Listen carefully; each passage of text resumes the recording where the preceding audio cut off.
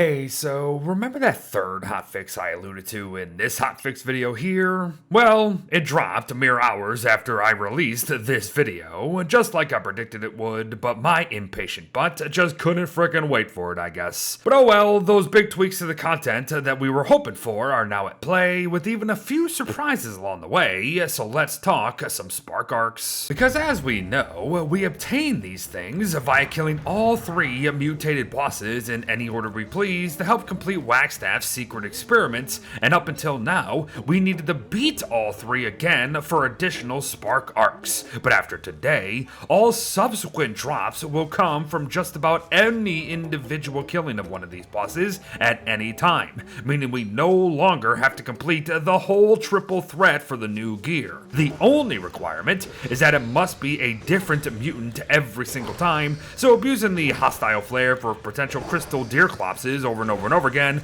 is not feasible.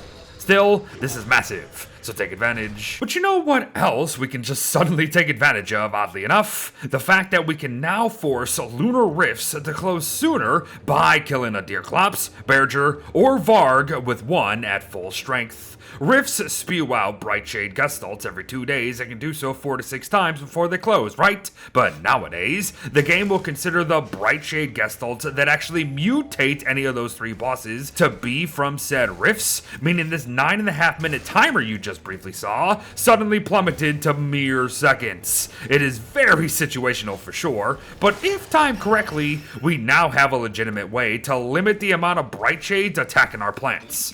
Pretty cool stuff. And speaking of, we now have more cool stuff to get via deconstructing, well, stuff. Take the Houndius Shootius here, for example. For many, many years, the placement of these things were pretty much final, but that is no longer the case. Blast it for return loot and move it where needed. But that's not all. Clay has also given us the opportunity to deconstruct every single one of the new crafts in Host of Horrors here, including the Howitzer. Doing so returns what we need to craft more, of course, with the biggest thing being those charged spark arcs. However, note that hammering the ice crystallizer, you know, the one thing that's actually a placeable structure among all these things, will drop an uncharged spark arc at the end of the day. But to already wrap up our day comes 2 last highlights, both having to do with butts, believe it or not. The armored Berger's butt slam now doesn't hit from miles away, so her fight is back to feeling nice and smooth, just as long as you remember her attacks are directional, and that she has a new ground pound sinkhole mechanic. But lastly, Glamour is now lunar aligned, which does mean a bit more than this, but let's face it, it's really only about this. Don't Starve Together's new as rain, lunar hail will still kill us, but it won't kill her. That's the gist. And